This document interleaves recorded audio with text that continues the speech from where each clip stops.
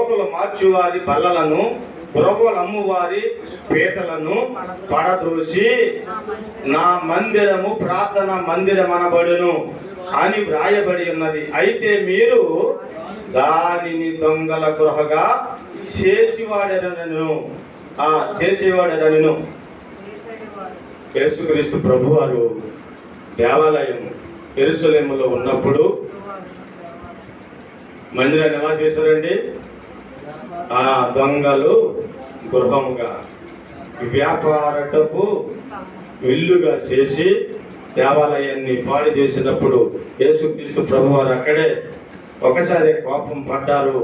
తాడిని కొరడగా తీసేసి వారిని ఏం చేశాడైనా కొట్టడానికి సిద్ధపడ్డారు. తమరు వేశారు, రోకలన్నీ చల్లారు అన్నట్లుగా తెలియపరుస్తుంది. 16వ వచనంలో కూడా చూడండి, వీరు చెప్పుచున్నది వినుచున్నావా అని ఆయనను అడిగేది.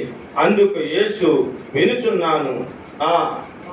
బాలుల యొక్కయు చంటి పిల్లల యొక్కయు నోట స్తోత్రము సిద్ధింపచేసితివి అను మాట మీరెన్నడూను చదవలేదా అని వారితో చెప్పి వారిని విడిచి పట్టణము నుండి బయలుదేరి బేతానియకు వెళ్ళి అక్కడ బస చేశాను. యేసుక్రీస్తు ప్రభువారు ఎంత లెక్క వెళ్తే అంత లెక్క కూడా సువార్త ప్రకటించుకుంటూ వెళ్ళారు.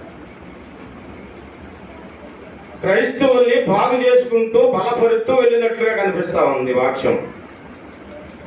దేవాలయమును పాడు చేస్తూ ఉన్నారు. దేవాలయముని మరలా శుద్ధి చేస్తూ వెళుతున్నట్లుగానే సువార్తలో ఆయన కనిపిస్తూ ఉన్నాడు. సోదరుడు సోదరి, విశ్వాసము మరలా చూడండి 21:19లో మత్తయి సువార్త 21:19 చూడబో మరలా వచనం.